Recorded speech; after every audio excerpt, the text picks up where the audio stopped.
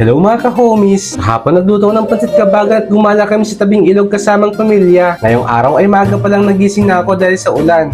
Binuksan ko ang bintana at pinagmamasdan ko ang patak ng ulan. May bagyo pala at yung harap ng bahay namin parang instant swimming pool.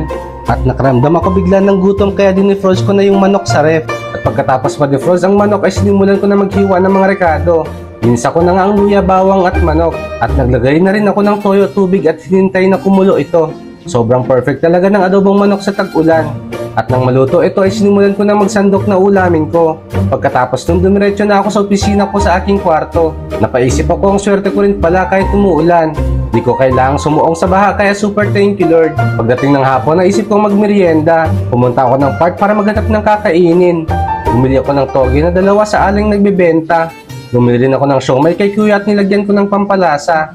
Tapos napabili na rin ako ng juice kay ate. At habang pauwi may nadaanan akong barbecue. Syempre hindi ko pinalampas kaya namili na ako. Tamang tambay muna habang niluto ang mga in-order ko.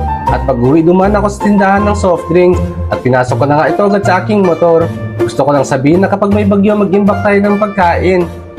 At syempre nung gabi na sinamahan muna ako ni John Mark. Food trip na lang muna kasi may liquor ban kapag ganitong may bagyo. At dito na nga natapos ang kwento ng araw ko.